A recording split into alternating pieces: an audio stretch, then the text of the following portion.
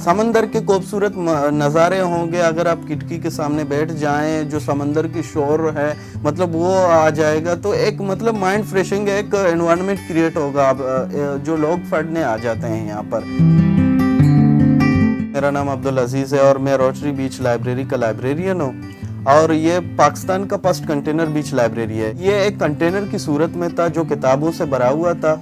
तो किताबें हमने मुख्तलिफ स्कूल कॉलेजेस वगैरह को डोनेट किए थे, तो बाकी जो किताबें बची थी और ये कंटेनर बचा था जो कि खाली पड़ा हुआ था, तो बेसिकली हमने एक आइडिया जनरेट किया कि क्यों ना इसको एक लाइब्रेरी की शक्ल किया जाए, क्योंकि एक एनवायरनमेंट में अगर पड़ा हो तो ये ज़ाया नहीं होगा, उसमें मुख्तलिफ मतलब लोग आ जाएंगे, उसमें पढ़ लेंगे, अपने आप को अशनार करेंगे।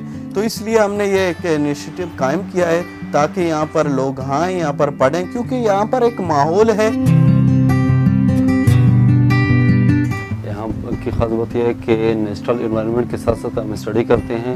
माहौल बड़ा ज़बरदस्त है। बीच के साथ जब हम स्टडी करते हैं तो काफ़ी फ्रेश रहते हैं। मैं अपनी स्टडीज़ यहाँ पर काफ़ी बेहतर तरीके से कर पाता हूँ एज़ कम्पेयर टू घर में।